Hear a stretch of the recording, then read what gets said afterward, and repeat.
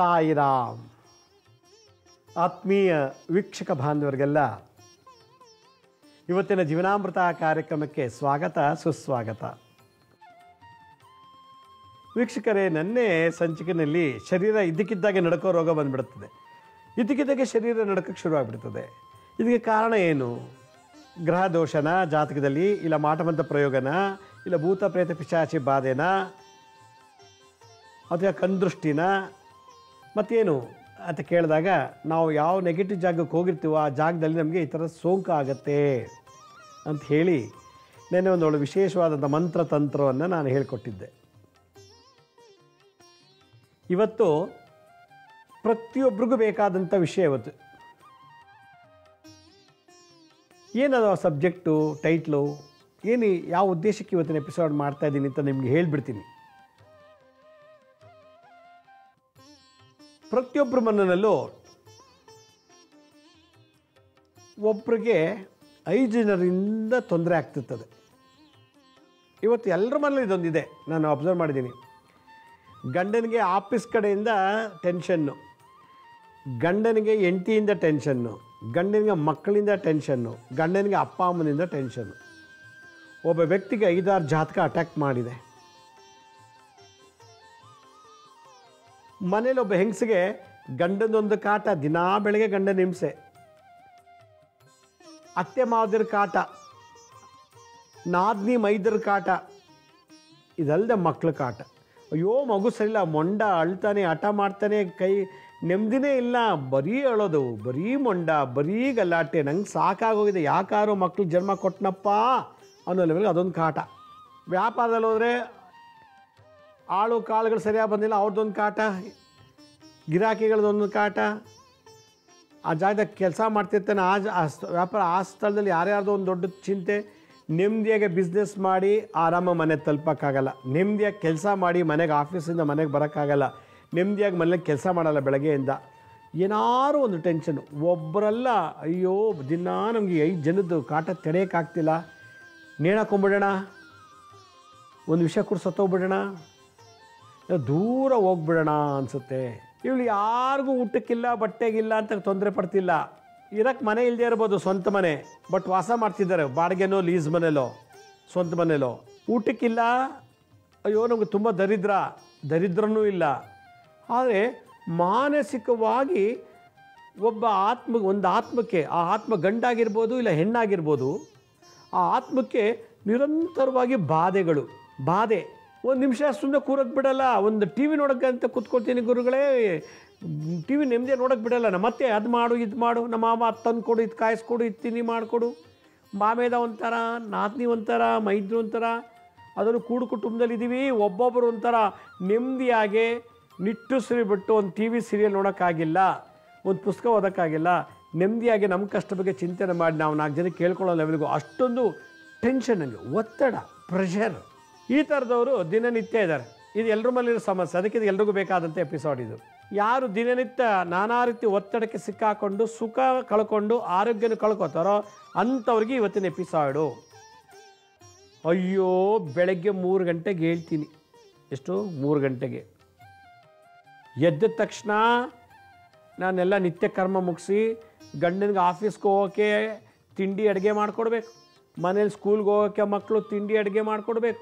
ಇದಲ್ಲದೆ ವಯಸ್ಸಾದವ್ರು ಬೇರೆ ಇದ್ದಾರೆ, ಅವ್ರ ಟೇಸ್ಟ್ ತಕ್ಕಂತೆ ಅದು ಬೇಕು ಇದು ಬೇಕು, ಅದು ತಿನ್ನೋಕ್ಕಾಗಲ್ಲ, ಅದು ತಿಂದರೆ ನಂಗೆ ಅಲರ್ಜಿ, ಇದು ತಿಂದರೆ ಇದಲ್ಲ ಅಲರ್ಜಿ, ಅದು ಕುಡಿದ್ರೆ ನಂಗೆ ಆಗಲ್ಲ, ಇದು ಕುಡಿದ್ರೆ ರೋಗ, ಇದು ಕುಡಿದ್ರೆ ಗ್ಯಾಸ್ ಟ್ರಬಲು, ಇದು ತಿಂದರೆ BP, ಇವೆಲ್ಲ ನೋಡಿಕೊಂಡು ನಾನು ಸುಧಾರಿಸ್ಕೊಂಡು ಬರ್ತಾಯಿದ್ದೀನಿ. ನನಗೊಂದು ಒಳ್ಳೆ ಟ್ರಿಪ್ ಕರ್ಕೊಂಡೋಗಲ್ಲ, ಒಂದು ಸಿನಿಮಾ ಕರ್ಕೊಂಡೋಗಲ್ಲ, ಒಂದು ಮಾರ್ಕೆಟಿಂಗ್ ಹೋಗಲ್ಲ, ಒಂದು ಶಾಪ್ಗೆ ಹೋಗಲ್ಲ.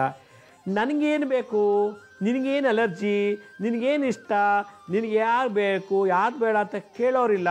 ಹೀಗಾಗಿ ದಿನ ನನಗೆ ಕೃಷಿಯಾಗಿ ತಲೆಲ್ಲ ನೋವು ಬಂದು ದಿಮ್ಮಂತ ಇಟ್ಕೊಂಬಿಟ್ಟಿದೆ. ನನಗೆ ಆಗ್ತಾಯಿಲ್ಲ, ನನಗೆ ನೆಮ್ಮದಿ ಇಲ್ಲ.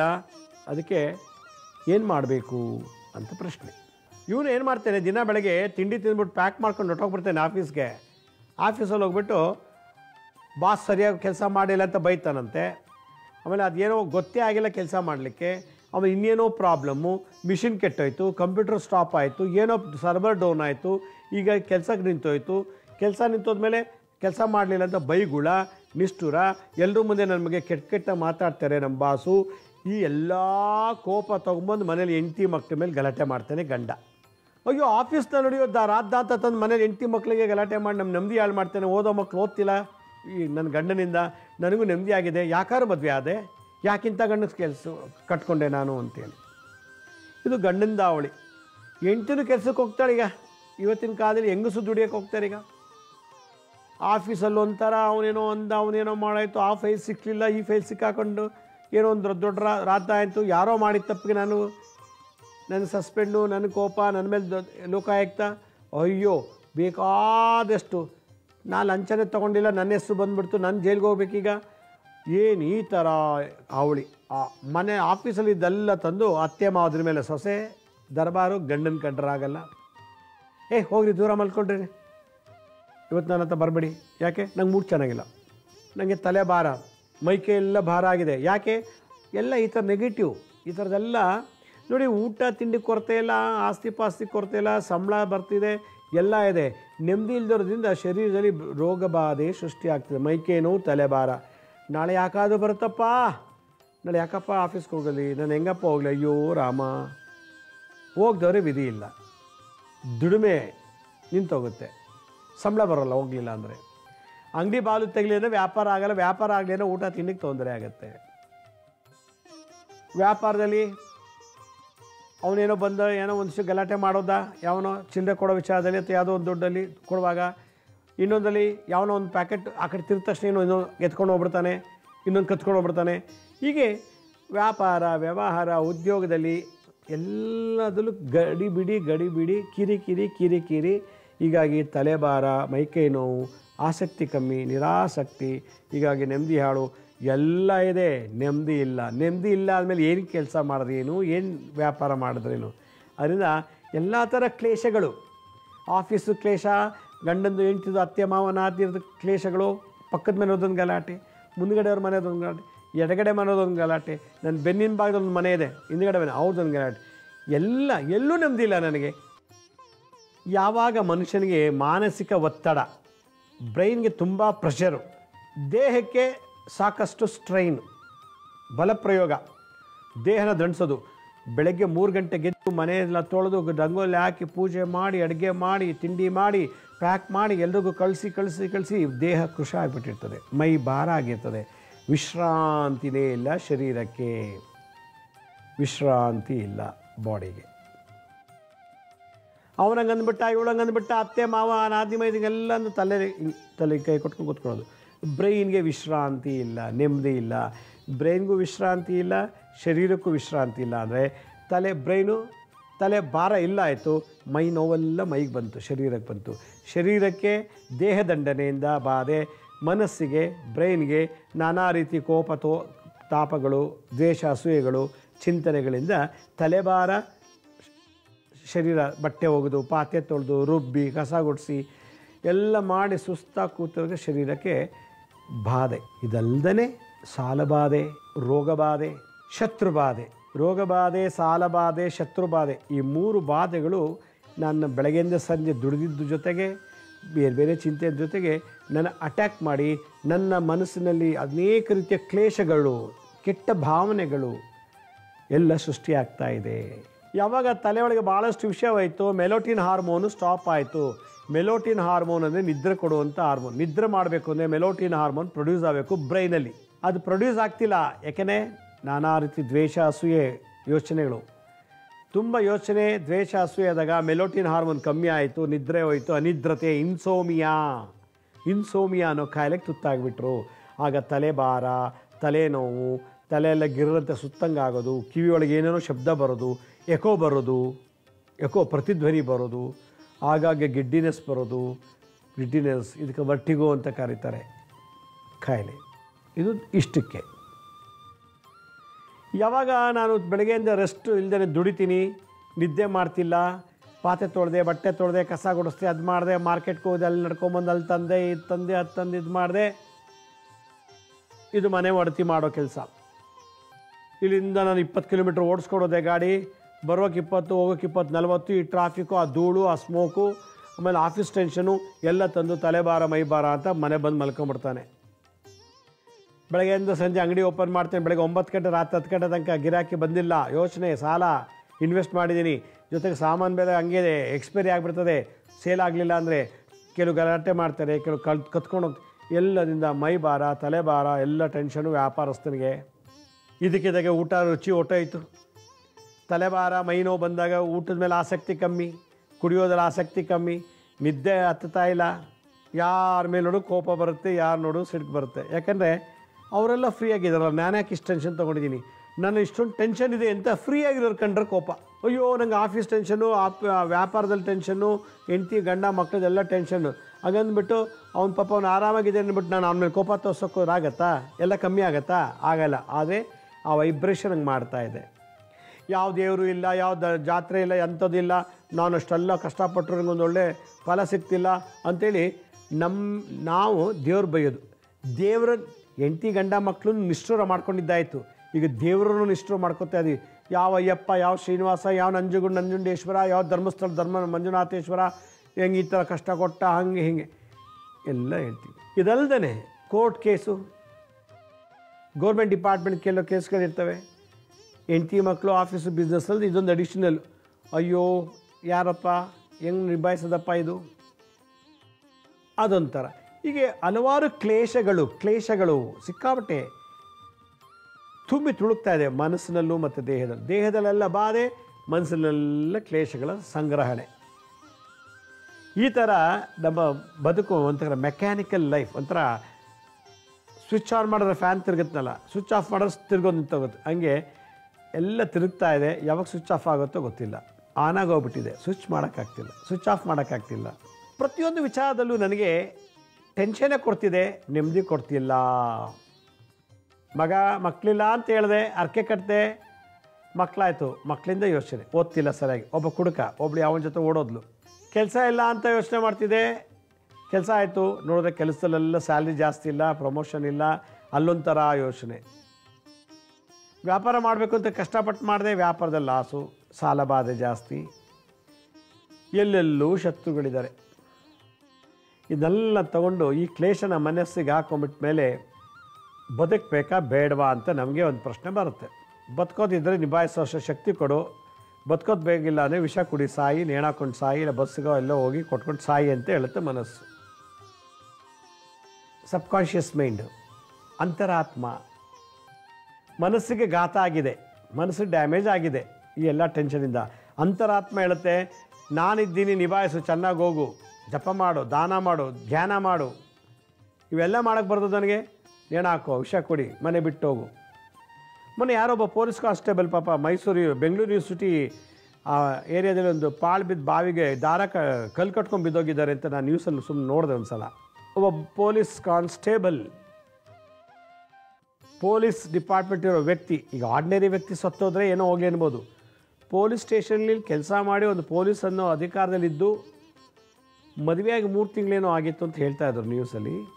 ಇತ್ತೀಚೆಗೆ ಮದುವೆ ಆಗಿದ್ದರು, ಸಂಸಾರದಲ್ಲಿ ಯಾವುದೋ ಒಂದು ಗಲಾಟೆಯಿಂದ ಯಾಕೆ ಅಂತ ಕರೆಕ್ಟಾಗಿ ಗೊತ್ತಿಲ್ಲ ನನಗೆ, ಅವ್ರೇನು ಮಾಡಿದ್ರು, ಕಲ್ಲು ಕಟ್ಕೊಂಡು ಬಿದ್ದೋಗ್ಬಿಟ್ಟಿದ್ದಾರೆ ಬಾವಿಯೊಳಗೆ, ಬೆಂಗಳೂರು ಯೂನಿವರ್ಸಿಟಿಯಲ್ಲಿ, ಅಲ್ಲಿ ನಾಗರಬಾವಿ ಹತ್ರ. ಇದು ಒಂದು ಕ್ಲಿಪ್ಪಿಂಗ್ ನಾನು ನೋಡಿದೆ. ಪೊಲೀಸ್ ಡಿಪಾರ್ಟ್ಮೆಂಟಲ್ಲಿ ಒಬ್ಬ ಸರ್ಕಾರಿ ವ್ಯಕ್ತಿ ಅಧಿಕಾರಿ ಬಾವಿ ಬಿದ್ದು ಸಾಯೋಂಥದ್ದೇನಿತ್ತು, ಸಾಯೋಂಥದ್ದೇನಿತ್ತು, ಅದು ರೀಸೆಂಟಾಗಿ ಮದುವೆ ಆಗಿತ್ತಂತೆ ಪಾಪ. ಆ ಹುಡುಗಿ ಕಥೆ ಏನು, ಅವಳಿಗೆ ಮದುವೆ ಆದ ಅಷ್ಟರೊಳಗೆ ವಿಧವಾ ಯೋಗ ಬಂತು, ಜಾತಕದ ದೋಷವೋ ಏನೋ. ಈತನಿಗೆ ಮನಸ್ಸಲ್ಲಿ ಸಾಯಬೇಕು ಅಂತ ಬಂದರೆ ಮನಸ್ಸಲ್ಲಿ ಅಂತಿಂಥ ಕ್ಲೇಶಗಳು ಅವನಿಗೆ ಸಾಯಬೇಕು ಅಂತ ಹೇಳ್ಕೊಡ್ತು. ಯಾವ್ಯಾವ ಟೆನ್ಷನ್ನು ನಿನ್ನ ಬಾವಿ ಬಿದ್ದು ಸಾಯಿ ಅಂತ ಹೇಳ್ಕೊಡ್ತು. ಕೊನೆಗೆ ಶರೀರ ಬಾಧೆ, ಕಲ್ಲು ಕಟ್ಕೊಂಡು ಬಿದ್ದೋದ ಅಂಥೇಳಿ ನ್ಯೂಸ್ ಬಂತು. ಈ ಥರ ಸಾವಿರ ದಿನಕ್ಕೊಂದು ನಡೀತೇವೆ. ಕೆಲವು ಪ್ರಚಾರ ಆಗುತ್ತೆ, ಕೆಲವು ಪ್ರಚಾರಕ್ಕೆ ಬರೋದಿಲ್ಲ. ಆದ್ದರಿಂದ ಭಾಳಷ್ಟು ಟೆನ್ಷನ್ನು, ಆಫೀಸ್ ಟೆನ್ಷನ್ನು, ವ್ಯಾಪಾರದಲ್ಲಿ ಟೆನ್ಷನ್ನು, ಉದ್ಯೋಗದಲ್ಲಿ ಟೆನ್ಷನ್ನು, ಫ್ಯಾಮಿಲಿ ಒಳಗೆ ಟೆನ್ಷನ್ನು, ಮಕ್ಕಳಿಂದ, ಗಂಡಿಂದ, ಅಪ್ಪನಿಂದ, ಹೆಂಡತಿಯಿಂದ, ಅತ್ತೆ ಮಾವದ್ರಿಂದ, ಮೈದ್ರಿಂದ, ನಾದ್ರಿಂದ ಎಲ್ಲ ಟೆನ್ಷನ್ ಇರುತ್ತೆ. ಅದನ್ನೆಲ್ಲ ಟೆನ್ಷನ್ನು ತೆಗೆದು ಹೊರಗೆ ಹಾಕಿ ಜೀವಂತವಾಗಿ ಆನಂದ ಬದುಕೋದೇ ಒಂದು ಕಲೆ. ಅದೇ ಆರ್ಟ್ ಆಫ್ ಲಿವಿಂಗ್ ಅನ್ನೋದು. ಯಾರಿಗೆ ತಲೆಭಾರ, ಮೈಭಾರ, ತಲೆನೋವು, ಮೈಕೈಯೆಲ್ಲ ನೋವು, ನೋಡಿ ಎರಡಿದೆ. ತಲೆ ಭಾರ ಆದಂಗೆ ಆಗುತ್ತೆ, ಮೈಯೆಲ್ಲ ಭಾರ, ಏನೇ ಒಂದು 150 kg ಇರೋ ಥರ ನಡೆಯೋಕ್ಕಾಗಲ್ಲ, ಕೆಳಗೆ ಕೂರೋಕ್ಕಾಗಲ್ಲ, ನಿಲ್ಲಕ್ಕಾಗಲ್ಲ. ಯಾಕೆಂದರೆ ಈ ಟೆನ್ಷನಿಂದ ಮಸಲ್ಸು, ಮಾಂಸಖಂಡಗಳು, ನರಗಳು ಎಲ್ಲ ಬಿಗಿತ ಆಗಿಬಿಟ್ಟಿರ್ತದೆ.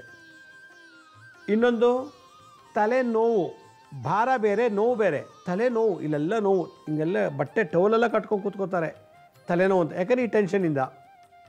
ಮೈಯೆಲ್ಲ ನೋವು, ಮೊಳಕೆ ನೋವು, ಭುಜ ನೋವು, ಮಂಡಿ ನೋವು, ಪಾದ ನೋವು, ಇದೆಲ್ಲ ನೋವು ನಿವಾರಣೆ ಆಗಬೇಕು ಅಂದರೆ ನಾನು ಹೇಳುವಂಥ ಮಂತ್ರ ತಂತ್ರವನ್ನು ಮಾಡಬೇಕು, ಮುದ್ರೆನೂ ಮಾಡಬೇಕು. ಏನಂದರೆ ನೋಡಿ, ಹೆಬ್ಬೆಟ್ಟು ಶುಕ್ರ ಗ್ರಹ, ತೋರ್ಬೆರಳು ಗುರು ಶುಕ್ರ ಶಾಂತಿ ಆಗಬೇಕು ಜಾತಕದಲ್ಲಿ. ಹೆಬ್ಬೆಟ್ಟು ಶುಕ್ರ, ತೋರ್ಬೆರಳು ಗುರು, ಈಗ ಇಟ್ಕೋಬೇಕು. ಇದಕ್ಕೆ ಅರಾಳ, ಚಿನ್ಮುದ್ರ, ಜ್ಞಾನಮುದ್ರ ಅಂತಾರೆ. ಈಗ ಇಟ್ಕೊಂಡು ಪೂರ್ವಕ್ಕೆ ಮುಖ ಮಾಡಿಕೊಂಡು ಓಂ ಕೃಷ್ಣಾಯ ವಾಸುದೇವಾಯ ಹರಯೇ ಪರಮಾತ್ಮನೇ ಪ್ರಣತ ಕ್ಲೇಶನಾಶಾಯ ಗೋವಿಂದಾಯ ನಮೋ ನಮಃ. ಓಂ ಕೃಷ್ಣಾಯ ವಾಸುದೇವಾಯ ಹರಯೇ ಪರಮಾತ್ಮನೇ ಪ್ರಣತ ಕ್ಲೇಶನಾಶಾಯ ಗೋವಿಂದಾಯ ನಮೋ ನಮಃ. ಓಂ ಕೃಷ್ಣಾಯ ವಾಸುದೇವಾಯ ಹರಯೇ ಪರಮಾತ್ಮನೇ ಪ್ರಣತ ಕ್ಲೇಶನಾಶಾಯ ಗೋವಿಂದಾಯ ನಮೋ ನಮಃ ಅನ್ನೋ ಮಂತ್ರ ಹೇಳಬೇಕು. ಕೃಷ್ಣಾಯ, ಕಷ್ಟಗಳನ್ನು ಬಿಡುಗಡೆ ಮಾಡುವಂಥದ್ದು ಕೃಷ್ಣ. ವಾಸುದೇವಾಯ, ಕುಟುಂಬಕ್ಕೆ ಅಧಿಪತಿ ವಾಸುದೇವ. ಗಂಡ, ಹೆಂಡತಿ, ಅಪ್ಪ, ಅಮ್ಮ, ಮಕ್ಕಳು, ಕುಟುಂಬ, ಆಫೀಸ್ ಒಂದು ಕುಟುಂಬ, ವ್ಯಾಪಾರ ಒಂದು, ಆ ಕುಟುಂಬದ ಬರುವಂಥ ಕ್ಲೇಶಗಳು. ಹರಯೇ, ಸಕಲವನ್ನು ನಾಶ ಮಾಡುವನು ಪರಮಾತ್ಮ. ಪ್ರಣತ ಕ್ಲೇಶನಾಶಾಯ, ಚಾಲ್ತಿಯಲ್ಲಿರೋ ಭೂತ ವರ್ತಮಾನ ಭವಿಷ್ಯತ್ ಕಾಲದಲ್ಲಿ ಬರುವಂಥ ಈ ಟೆನ್ಷನ್ಸು, ಪ್ರೆಷರು, ಒತ್ತಡಗಳನ್ನು ಕ್ಲೇಶನಾಶಾಯ, ಇದೆಲ್ಲ ದೋಷಗಳನ್ನು ನಾಶ ಮಾಡಿ ಗೋವಿಂದಾಯ ನಮೋ ನಮಃ. ಗೋವುಗಳ ಇಂದ್ರವನ್ನು ಕಾಯುವನು ಗೋವಿಂದ. ಸಕಲ ಇಂದ್ರಿಯಗಳಲ್ಲಿ ವಾಸ ಮಾಡುವನು, ಪಂಚೇಂದ್ರಿಯ ಜ್ಞಾನೇಂದ್ರಿಯಗಳಲ್ಲಿ ವಾಸ ಮಾಡುವ ಅಂಥ ಗೋವಿಂದನಿಗೆ ನಾನು ನಮಸ್ಕಾರ ಮಾಡ್ತಾ ಇದ್ದೀನಿ ಅಂಥೇಳಿ, ಇದು ಭಾಗವತದಲ್ಲಿ ಬರುವಂಥ ಒಂದು ಮಂತ್ರ. ಭಾಗವತದಲ್ಲಿ ಬರ್ತದೆ. ಓಂ ಕೃಷ್ಣಾಯ ವಾಸುದೇವಾಯ ಹರಯೇ ಪರಮಾತ್ಮನೇ ಪ್ರಣತ ಕ್ಲೇಶನಾಶಾಯ ಗೋವಿಂದಾಯ ನಮೋ ನಮಃ ಅಂಥೇಳಿ ಈ ಮಂತ್ರ. ಇದನ್ನು ಹಾಸಿಗೆಯಿಂದ ಎದ್ದ ತಕ್ಷಣ ಕುತ್ಕೊಂಡು ಬೆಳಗ್ಗೆ ಏಳುವಾಗ ಹೇಳಿಬಿಟ್ರಂದರೆ ಆ ದಿನಪೂರ್ತಿ ಮೈಭಾರ, ತಲೆಭಾರ, ತಲೆನೋವು, ಮೈ ನೋವು, ಗಂಡ ಹೆಂಡ್ರು ಅವ್ರು ಇವ್ರು ಏನೇನಿದೆಯೋ ಅವ್ರು ಯಾವ್ದು ಟೆನ್ಷನ್ ಇಲ್ಲದೆ ನಿಮ್ಮ ನಿತ್ಯ ದಿನಚರಿ ಸುಲಭವಾಗಿ ನಡೆದೋಗುತ್ತಂತೆ. ಸಾಯುವಾಗಲೂ ಈ ಮಂತ್ರ ಹೇಳ್ಬೇಕಂತೆ. ಸಾಯೋ ಸಮಯದಲ್ಲಿ ಇದನ್ನು ಹೇಳಿದ್ರಾಗೆ ಇಷ್ಟು ವರ್ಷ ಬದುಕಿದ ಬಂಧನದ ಟೆನ್ಷನ್ ಎಲ್ಲ ನಾಶ ಆಗಿ ಭಗವಂತ ಗೋವಿಂದನ ಪಾದಕ್ಕೆ ಸೇರ್ತಾರಂತೆ ಅಂತೇಳಿ ಗರುಡ ಪುರಾಣದಲ್ಲಿ ಹೇಳ್ತಾರಂತೆ. ಅಷ್ಟು ವಿಶೇಷತೆ ಈ ಭಾಗವತದಲ್ಲಿ ಬರುವಂಥ ಮಂತ್ರ. ಹರೇ ರಾಮ ರಾಮ ರಾಮ ಹರೇ ಹರೇ, ಹರೇ ಕೃಷ್ಣ ಕೃಷ್ಣ ಕೃಷ್ಣ ಹರೇ. ಅದ್ರಲ್ಲಿ ಏನು ಪವರ್ ಇದೆಯೋ ಆ ಶಕ್ತಿ ಈ ಮಂತ್ರದಲ್ಲಿದೆಯಂತೆ. ಇದನ್ನು ಜಪ ಮಾಡಿ ಅಂತ ಹೇಳ್ತಾ, ವೀಕ್ಷಕರ ಒಂದು ಅನೌನ್ಸ್ಮೆಂಟು. ಯಾರಿಗೆ ಮದುವೆ ಆಗಿಲ್ಲ, ಮಕ್ಕಳಿಲ್ಲ, ವಿದ್ಯಾಭ್ಯಾಸದಲ್ಲಿ ಫೇಲ್ ಆಗ್ತಿರ್ತಾರೆ, ಓದಲ್ಲ, ವ್ಯಾಪಾರ ವ್ಯವಹಾರದಲ್ಲಿ ನಷ್ಟ, ಸಾಲಬಾಧೆ, ಶತ್ರುಬಾಧೆಗಳು, ಮನೆಯಲ್ಲಿ ಎಷ್ಟೇ ದುಡಿದ್ರೂ ಲಕ್ಷ್ಮಿ ಉಳಿತಿಲ್ಲ ಅನ್ನೋರು ಸಮಸ್ಯೆ ನರಳುತ್ತಿದ್ದರೆ ಅದಕ್ಕೆ ಮೂಲ ಕಾರಣ ಈ ಗುರುಶಾಪ. ಅಂಗವಿಕಲ ಮಕ್ಕಳು ಹುಡ್ತಾರೆ, ನಾವು ಅಂಗವಿಕಲರಾಗ್ತಾ ಇರ್ತೀವಿ ಹೋಗ್ತಾ. ಅದಕ್ಕೆಲ್ಲ ಕಾರಣ ಗುರುಶಾಪ, ಗುರುದ್ರೋಹ, ಗುರು ಬಗ್ಗೆ ಅಪಪ್ರಚಾರ ಮಾಡಿದೆ, ಗುರು ನಿಂದನಾ ದೋಷ ಇದ್ದರೆ ಜಾತಕದಲ್ಲಿ ಗುರು ಅಸ್ತನಾಗ್ತಾನೆ, ನೀಚನಾಗ್ತಾನೆ. ಇಂಥ ದೋಷಗಳನ್ನು ಕಳ್ಕೊಳ್ಳಿಕ್ಕೆ ಪ್ರತಿ ವರ್ಷ ನಮ್ಮ ಸನಾತನ ಧರ್ಮದಲ್ಲಿ ಗುರುಪೂರ್ಣಿಮಾ ಅನ್ನೋ ಒಂದು ಮಹೋತ್ಸವನ ಆಚರಣೆ ಮಾಡ್ತೀವಿ. ಒಂದು ಹಬ್ಬ, ಗೌರಿ ಹಬ್ಬ, ಗಣಪತಿ ಹಬ್ಬ ಹೇಗೋ ಹಾಗೆ ಈ ಗುರುಪೂರ್ಣಿಮೆ ಅಂತ ಒಂದು ಹಬ್ಬ. ಅದು ಈ ತಿಂಗಳು 21ನೇ ತಾರೀಕು ಹುಣ್ಣಿಮೆ ದಿವಸ ಬಂದಿದೆ. ಆದ್ದರಿಂದ ನಮ್ಮ ಶಿರಡಿ ಸಾಯಿ ಭಿಕ್ಷಾ ಕೇಂದ್ರ ವತಿಯಿಂದ ನಾವು ಈ ಬಾರಿ ಯಾರ್ಯಾರಿಗೆ ಈ ಗುರುಶಾಪದಿಂದ ನರಳುತ್ತಿದ್ದಾರೋ ಅಂಥವ್ರಿಗೆ ಮುಕ್ತರಾಗಲಿ, ಗುಣವಾಗಲಿ ಅಂಥೇಳಿ ಉಚಿತವಾಗಿ ಫ್ರೀಯಾಗಿ ಈ ಗುರುಪೂರ್ಣಿಮೆ ಮಹೋತ್ಸವನ ನಾವು ಈ ಬಾರಿ ಬಳ್ಳಾರಿ ಹತ್ರ ಹೊಸಪೇಟೆ ಅಂತಿದೆ. ಆ ಹೊಸಪೇಟೆಯಿಂದ ಸ್ವಲ್ಪ 7 ಕಿಲೋಮೀಟ್ರಲ್ಲಿ ಹಂಪೆಗೂ ಮತ್ತು ಹೊಸಪೇಟೆ ಮಧ್ಯದಲ್ಲಿ ಇಂಗ್ಲಿಗಿ ಅಂತ ಒಂದು ಊರು, ಆ ಹಳ್ಳಿ, ಅಲ್ಲಿ ಶ್ರೀ ದಿಗಂಬರ ರಾಜಭಾರತಿ ಅಂತೇಳಿ ಒಬ್ಬ ಅಘೋರಿ ನಾಗಸಾಧುಗಳಿದ್ದಾರೆ. ಅವರ ಒಂದು ಕ್ಷೇತ್ರದಲ್ಲಿ ನಾವು ಈ ವರ್ಷ ನಮ್ಮ ಶಿರಡಿ ಸಾಯಿ ಭಿಕ್ಷಾ ಕೇಂದ್ರ ವತಿಯಿಂದ ಗುರುಪೂರ್ಣಿಮೆ ಮಹೋತ್ಸವನ ಆಚರಣೆ ಮಾಡ್ತಾ ಇದ್ವಿ. ಈ ಗುರುಶಾಪ, ಗುರುದ್ರೋಹ, ಗುರುಚಂಡಾಳ, ರಾಹುಚಂಡಾಳ ದೋಷ ನಿವಾರಣೆ ಆಗಲಿಕ್ಕೆ ಈ ಕಾರ್ಯಕ್ರಮ ಉಚಿತವಾಗಿ ಮಾಡ್ತಾಯಿದ್ದೀವಿ. ತಾವೆಲ್ಲರೂ ಕುಟುಂಬ ಸಮೇತ, ಬಂಧು ಮಿತ್ರ ಸಮೇತ ಭಾಗವಹಿಸಿ ಗುರುಗಳ ಕೃಪಾ ಕಟಾಕ್ಷಕ್ಕೆ ಪಾತ್ರರಾಗಿ ಗುರುಶಾಪ ಮುಕ್ತರಾಗಿರಿ. ಇದನ್ನು ನಾವು ಬೆಳಗ್ಗೆ 8 ಗಂಟೆಗೆ ಪ್ರಾರಂಭ ಮಾಡ್ತೀವಿ. ಕಳಶದಲ್ಲಿ ದತ್ತಾತ್ರೇಯನ ಆಹ್ವಾನ ಮಾಡಿ 21 ವೆರೈಟಿ ಅಭಿಷೇಕ ಮಾಡಿ 1008 ಮಂತ್ರದಿಂದ ಅರ್ಚನೆ ಮಾಡಿ, ಆಮೇಲೆ ಗಣಹೋಮ ಗುರುಶಾಪ ನಿವಾರಣೆಗೆ ದತ್ತಾತ್ರೇಯ ಹೋಮ, ಅಪಮೃತ್ಯು ದೋಷ ಮರಣಕಂಟಕ ದೋಷ ನಿವಾರಣೆಗೆ ಮೃತ್ಯುಂಜಯ, ಶತ್ರುಬಾಧೆ ಮಾಟ ಮತ್ತು ತಂತ್ರಪ್ರೊಳಗೆ ಪ್ರಯೋಗಗಳಿಗೆ ನಿವಾರಣೆಗೆ ಸುದರ್ಶನ, ಮಕ್ಕಳಾಗಿಲ್ಲ ಮದುವೆ ಆಗಿಲ್ಲ ಮತ್ತು ಕಾಳಸರ್ಪ ದೋಷಕ್ಕೆ ಲಕ್ಷ್ಮೀ ನರಸಿಂಹರ ಹೋಮವನ್ನು ಮಾಡಿ 2 ಗಂಟೆಗೆ ಮಧ್ಯಾಹ್ನ 2 ಗಂಟೆಗೆ ಪೂರ್ಣಾಹುತಿ ಮಾಡಿ ಪ್ರಸಾದ ಕೊಡ್ತೀವಿ. ಅವತ್ತು ಭಿಕ್ಷೆ ಕೊಡ್ತೀವಿ ನಾವು, ದತ್ತ ಭಿಕ್ಷೆ ಅಂತೇಳಿ ಮಧುಕರಿ, ಅದನ್ನು ಸ್ವೀಕರಿಸಿ ಅಂತ ಹೇಳ್ತಾ ಈ ಕಾರ್ಯಕ್ರಮಕ್ಕೆ ತಾವೆಲ್ಲರೂ ಕುಟುಂಬ ಸಮೇತ ಬನ್ನಿ. ಎಲ್ಲಿ ನಡೆಯುತ್ತೆ ಹೇಗೆ ನಡೆಯುತ್ತೆ ಅಂತ ನಾನು ಸ್ಕ್ರೀನ್ ಮೇಲೆ ತೋರಿಸ್ತಾ ಇದ್ದೀನಿ. ಈ ಕಾರ್ಯಕ್ರಮ ಉಚಿತ. ಯಾರ್ಯಾರು ಬರ್ತಿರೋ ಈ ಕಾರ್ಯಕ್ರಮಕ್ಕೆ ಬರಬೇಕಾದ್ರೆ 1 kg ಕಡಲೆಕಾಯಿ ಬೀಜ, ಚಿತ್ರಾನ್ನ ಪುಳಿಯೋಗರೆಗೆ ಹಾಕ್ತೀವಿ ಬೀಜ ಅದು, ಅಥವಾ ಶೇಂಗಾ ಅದನ್ನು 1 kg ತೊಗೊಂಬಂದರೆ ಸಂಕಲ್ಪ ಮುಖೇನ ತಂತ್ರ ಮಾಡಿಸಿ ಈ ದೋಷ ನಿವಾರಣೆ ಮಾಡೋದು ಅಂತ ಹೇಳ್ಕೊಡ್ತೀನಿ ನಾನು ನಿಮಗೆ. ನಮ್ಮ ಹಳೆ ಸಂಚಿಕೆ ಯಾರು ನೋಡೋಕ್ಕಾಗಿಲ್ಲ ಅವ್ರ ಶಿರಡಿ ಸಾಯಿ ಭಿಕ್ಷಾ ಕೇಂದ್ರ ಮತ್ತು ಹೆಲ್ತ್ ಸೈನ್ಸ್ ಅಂತ 2 ಯೂಟ್ಯೂಬ್ ಚಾನಲ್ ಇದೆ. ಇನ್ನೊಂದು SSBK ಜ್ಞಾನೋದಯ ಅಂತ ಮ್ಯೂಸಿಕ್ ಚಾನಲ್ ಇದೆ. 3ಕ್ಕೂ ಸಬ್ಸ್ಕ್ರೈಬ್ ಮಾಡ್ಕೊಳ್ಳಿ. ಪಕ್ಕದೂರು ಬೆಲ್ ಬಟನ್ ಪ್ರೆಸ್ ಮಾಡಿ, ನೋಡಾದ್ಮೇಲೆ ಲೈಕ್ ಅನ್ನೋ ಬಟನ್ ಪ್ರೆಸ್ ಮಾಡಿ. ಆ ಲಿಂಕನ್ನು ನಿಮ್ಮ ಬಂಧು ಮಿತ್ರರಿಗೆ ವಾಟ್ಸಪ್ ಮುಖಾಂತರ ಅಥವಾ ಇಮೇಲ್ ಮುಖಾಂತರ ಶೇರ್ ಮಾಡಿ. ಗುರುಜಿ ಲಕ್ಷ್ಮೀ ಶ್ರೀನಿವಾಸ್ ಅಂತೇಳಿ ಫೇಸ್ಬುಕ್ಕು, ಇನ್ಸ್ಟಾಗ್ರಾಮು, ಟ್ವಿಟ್ಟರು, ಲಿಂಕ್ಡ್ಇನ್ನಲ್ಲೂ ಕೂಡ ಅಪ್ಲೋಡ್ ಮಾಡ್ತೀವಿ ಎಲ್ಲ ಇನ್ಫಾರ್ಮೇಷನ್ನು. ಅಲ್ಲೂ ನೀವು ಮಾಹಿತಿ ಪಡಿಬೋದು. ಅಪಾಯಿಂಟ್ಮೆಂಟ್ಸ್ ಬೇಕಿದ್ದರೆ www.lakshmisrinivas.in ಅಂತ ಲಾಗಿನ್ ಆಗಿ ನೀವೇ ಬುಕ್ ಮಾಡ್ಕೊಳ್ಳಿ ಅಂತ ಹೇಳ್ತಾ ಇವತ್ತಿನ ಸಂಚಿಕೆಯನ್ನು ಮುಗಿಸ್ತೀನಿ. ಇದೇ ರೀತಿ ನಾಳಿನ ಸಂಚಿಕೆಯಲ್ಲಿ ಮತ್ತೊಂದು ವಿಶೇಷವಾದಂಥ ಮಾಹಿತಿಯೊಂದಿಗೆ ತಮ್ಮನ್ನು ಭೇಟಿ ಮಾಡ್ತೀನಿ. ಅಲ್ಲಿವರೆಗೂ ನನ್ನ ನಮಸ್ಕಾರ. ಸಾಯಿರಾಮ್.